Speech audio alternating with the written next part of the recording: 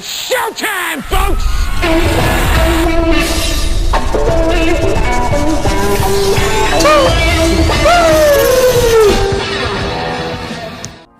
WWE Money in the Bank 2018. I'm about to get right on into this. I'm here to talk about the top 4 talking points from WWE Money in the Bank. And I'm not going to waste any time. First, before I get into that, I'm going to give my fast opinion on a few quick things. Big Cass. First up, Big Cass is done. You can have him tap out to Daniel Bryan or lose to Daniel Bryan once again. I mean, he's done. I don't want to see him here anymore. Like, get him out of here. I want to know what's up next for Seth Rollins. With the way the match ended, he pulled the tights on it last. Maybe we get another match out of that. And also, Roman Reigns, we got to fix something with that guy. So now we're about to get into the top 4 talking points from WWE Money in the Bank. At number 4, we're going to start with Alexa Bliss. Yeah, I got to say, that women's Money in the Bank was just phenomenal. It was awesome. Arguably the best match of the night. It's up there with the women's Money in the Bank and AJ Nakamura. That was the best match of the night in my opinion. Just my humble opinion.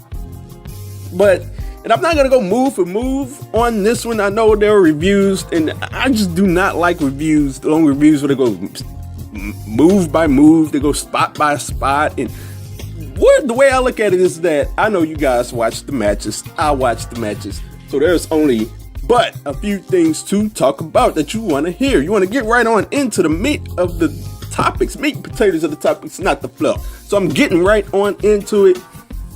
Came down to the end, and like, I woke up today and said, man, did they have to let Becky Lynch get that close to unhooking the briefcase? Just get my hopes all up. Because as I said in my predictions podcast, I said that I had Becky Lynch winning it for the whole month up until it looked like Natalya was going to win and then cash in on Ronda Rousey. So I picked Natalya. Becky Lynch, in my opinion, like I said, she's the Cleveland Browns of WWE. Like, when she gets one win, it's like, oh yes, they did something with Becky Lynch. And when she was up there about to get the Money in the Bank, it was like, oh man, she's finally about to get something. She's finally about to win. And then, like, at the last millisecond, did they have to make it look that close? Sheesh. Alexa Bliss tips over the ladder. Alexa Bliss wins. Now, between Alexa Bliss and Charlotte, those were the two people that I did not want to see win this match because, I mean, they just had the titles. I mean, what is even the point? You got to get somebody to win Money in the Bank that can be elevated by it, and I'm going to get into that later. So, moving on, Alexa Bliss wasn't done in the night.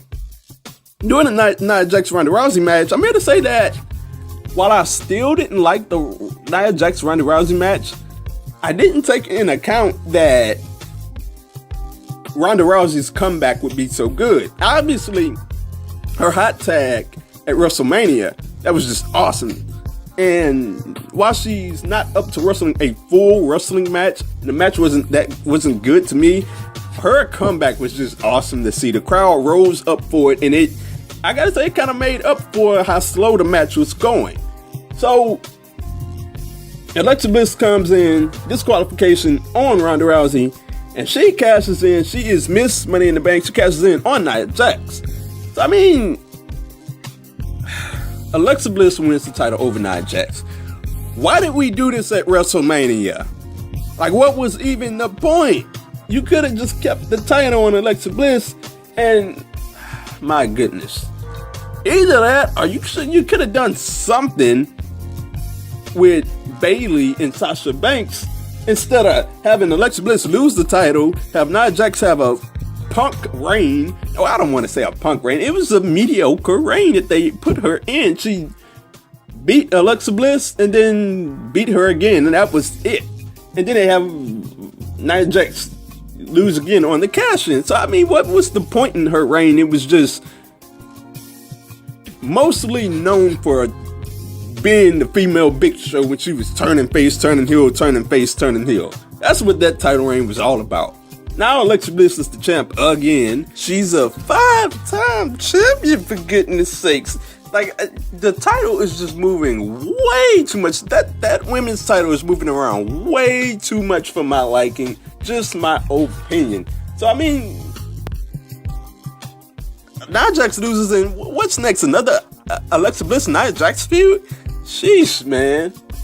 I'm just not interested in a whole lot more people could have used that Money in the Bank briefcase. But it is what it is. Alexa Bliss wins again. So moving on to number 3, Asuka is done. Just facts. The match with Carmella, it was a very mediocre match in my opinion. Some people have different takes on it, and that's okay. My take on it is that it was a mediocre match because Carmella dominated the match, and WWE has not conditioned their viewing audience, whether it was in that arena or on a TV set at home. We have not been conditioned to seeing Asuka get dominated in the match. So it came across as very strange to see Carmella dominating Asuka in the match, and Carmella wasn't doing a really good job. It wasn't interesting. And I mean, the only bit of suspense that happened was when the only bit of suspense that you thought could happen was how were they going to end it. So we got to the end of the match, and of course somebody jumps up on the ringside and the crowd is chanting, Ellsworth, Ellsworth, Ellsworth. Obviously it's James Ellsworth. So they stand there for so long, and this thing is going so slow. So obviously Carmella gets the roll up, and you're thinking, okay, they're going to do it there. They don't do it there, and Ellsworth reveals himself. Carmella kind of whips on the kick, and she pins Asuka. So I have this thing. You can't keep having people lose the big one and expect us to have faith in them.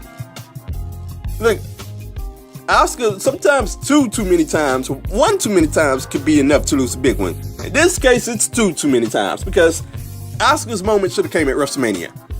And she lost the streak.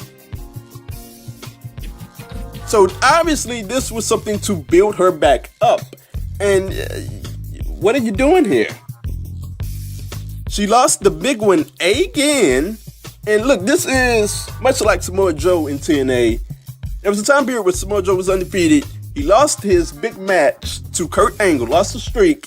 And by the time they got the title on Samoa Joe, it was too late. In TNA, like the feeling was gone away. Obviously it was still a great moment. Samoa Joe still dominated, but that invincible aura was gone off of him by that time, and the invincible aura will be gone off of Asuka by the time she wins the title as well. It will be too late by the time she defeats Carmella or whomever to finally win the title. So, in my opinion, that whole aura of Asuka is finished. Hopefully, she moves on. I hope the best for her, but that aura is done in my opinion. So moving on to number 2, Nakamura is done. I keep talking about losing the big one. Nakamura has lost the big one so many times, and I'm going back to the Jinder Mahal feud. There was a point in that feud where I said, look, you can't have Nakamura lose the big one too many times and expect us to keep getting behind us, and he lost the big one too many times in the Jinder feud.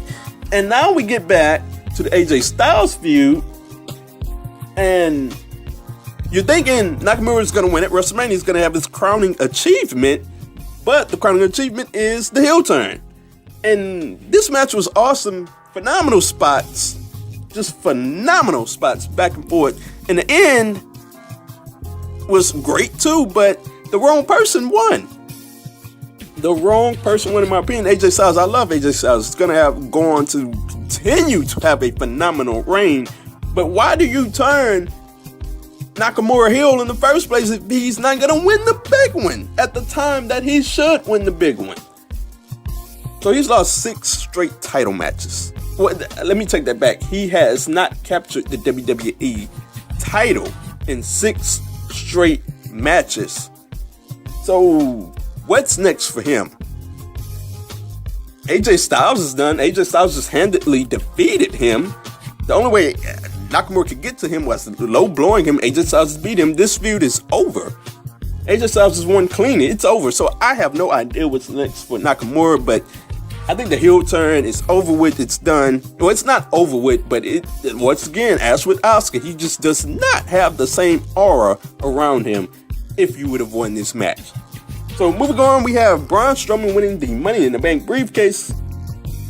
And look, that match was decent enough. It was not better than the women's match by any stretch of the imagination. But is Braun Strowman the right person to win the Money in the Bank briefcase? I'm sounding like JoJo right now. I don't know if y'all heard JoJo when she tried to say Alexa Bliss is cashing in her Money in the Bank briefcase. It's like she said, Money in the Briefcase contract. I know I'm not the only one that heard that. But moving on, Braun Strowman. No, I don't think he should have won the Money in the Bank briefcase. And because, for the simple fact that Braun Strowman is not elevated by winning the briefcase. Say that 2 times fast. Sheesh. You got guys up there like Samoa Joe, The Miz, Finn Balor, that need the Money in the Bank briefcase, that needed to win this match. More so in the case of a Finn Balor, because you got a guy like The Miz, he doesn't need it, but he needs to hover around that main event scene, and that would have been a fantastic way to have him, Mr. Money in the Bank, hover around that main event scene. With Braun winning, it's like Braun doesn't get elevated. Braun is still Braun. He's still one of 3 guys that can dethrone Brock Lesnar. And the Money in the Bank briefcase is like a prop on Braun Strowman. So I don't see the point in having Braun Strowman win here. I mean, I guess we get to the fact that Roman is going to beat Brock at SummerSlam and Braun cashes in. Is that going to go down? I've seen a lot of people saying that Braun could do the RVD where he calls his shot and challenges Brock Lesnar at SummerSlam. But then I'll raise the question of, what's the point in having him win when you could have just had some random number 1 contendership match and we could have done that right then and there, and somebody else like a Balor or whomever could have got the Money in the Bank briefcase, and you could have had 2 good things going at one time. So I don't like it. Not that I'm against Braun. I'm gonna look, going all the way back, look at all of those months ago where I said Braun needed to have the title way back when, and I still do think he needs to have the title. So I'm excited to see him get the title. I just think that somebody else could have benefited far greater than Braun Strowman winning that Money in the Bank briefcase. So those are the top 4 talking points from Money in the Bank. It was a very roller coaster pay-per-view, up and down, up and down. Had a lot of matches, well, not a lot. They had a few matches that I really enjoyed, so at least I got that out of it. You normally can't say that out of a WWE pay-per-view. I enjoyed it for the most part. And it'll be interesting to see how Raw and SmackDown plays out. I'll be keeping up to see the fallout from Money in the Bank.